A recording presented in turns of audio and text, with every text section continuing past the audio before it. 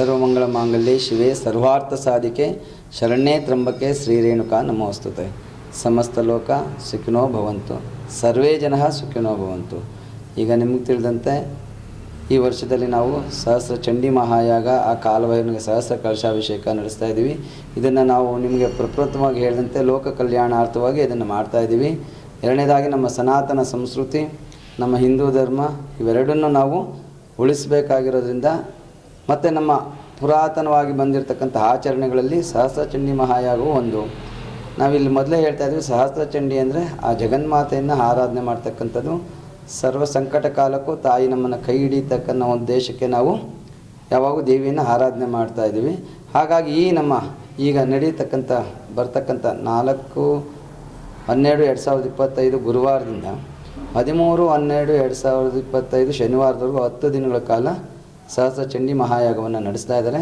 ಈ ಚಂಡಿ ಮಹಾಯಾಗದಲ್ಲಿ 4ನೇ ತಾರೀಕು ಅಂಕುರಾರ್ಪಣೆಯಿಂದ ಹಿಡಿದು 12/12/2025 ಶುಕ್ರವಾರ ದಿವಸ ಮಹಾಪೂರ್ಣಾವತಿ ನಡೀತದೆ.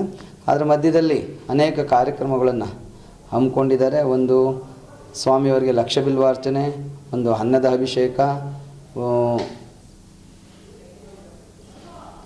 ಒಂದು ಅಡ್ಡಪಲ್ಲಕ್ಕಿ ಉತ್ಸವ, ಕಲ್ಯಾಣೋತ್ಸವ, ಈ ರೀತಿ ಅನೇಕ ಲೋಕ ಕಲ್ಯಾಣಾರ್ಥವಾಗಿ ಜನಗಳಿಗೆ ಒಳ್ಳೆಯದಾಗಲಿ ಅಂತ ಒಂದು ವಿಶೇಷವಾದ ಒಂದು ಕಾರ್ಯಕ್ರಮಗಳನ್ನು ಕಾಲುವೈರೇಶ್ವರ ಸ್ವಾಮಿ ಸೇವಾ ಟ್ರಸ್ಟ್ ಅವರು ಮತ್ತು ಈ ನಮ್ಮ ರೇಣುಕಾ ಎಂಬ ತಂಡ ಅಂತ ಏನು ಮಾಡ್ಕೊಂಡಿದ್ದಾರೆ ಮಹಿಳೆಯರು, ಇವರಿಬ್ಬರೂ ಸೇರಿ ಈ ಕಾರ್ಯಕ್ರಮಗಳನ್ನು ಹಮ್ಮಿಕೊಂಡಿದ್ದಾರೆ.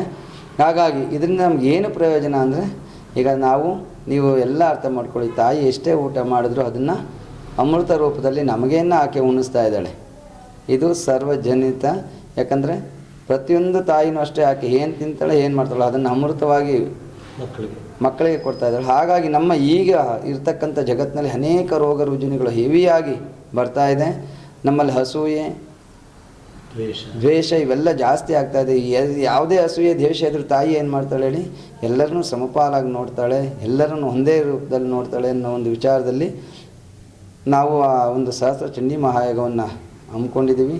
ಎಲ್ಲರೂ ಇದರಲ್ಲಿ ಭಾಗವಹಿಸಿ ತಮ್ಮದೇ ಆದ ಏನು ಸೇವೆ ಮಾಡಬೇಕು, ಏನು ಹಣದಂದೇ ಸೇವೆ ಮಾಡಬೇಕು ಅಂತೇನಿಲ್ಲ, ಏನಾದರೂ ಆಗಲಿ ಭಗವಂತನ ಆ ತಾಯಿ ಸೇವೆ ಒಂದು ನಮ್ಮ ಕೈಲಾದಷ್ಟು ಮಾತ್ರಗಾದರೂ ಮಾಡೋಣ. ಎಲ್ಲವೂ ಚೆನ್ನಾಗಿರಲಿ, ಸಮಸ್ತ ಲೋಕ ಸುಖಿನೋ ಭವ ಅಂತ ಇದ್ದೀವಿ. ಎಲ್ಲರಿಗೂ ಒಳ್ಳೆಯದಾಗಲಿ, ಆ ಜಗನ್ಮಾತೆ ಮತ್ತು ಆ ಕಾಲಭೈರವ ಸರ್ವರನ್ನು ಕಾಪಾಡಲಿ ಅಂತ ನಾನು ಕೇಳಿ. ನೀವಿನ್ನು @ವಿಶ್ವಭಾರತಿ 24 ಚಾನಲ್ನ ಸಬ್ಸ್ಕ್ರೈಬ್ ಮಾಡ್ಕೊಳ್ಳಿಲ್ಲ ಅಂದರೆ ಸಬ್ಸ್ಕ್ರೈಬ್ ಮಾಡ್ಕೊಳ್ಳಿ. ನಮ್ಮ ವಿಡಿಯೋ ಕಂಟೆಂಟ್ ಇಷ್ಟ ಆದರೆ ಲೈಕ್ ಮಾಡಿ, ಶೇರ್ ಮಾಡಿ.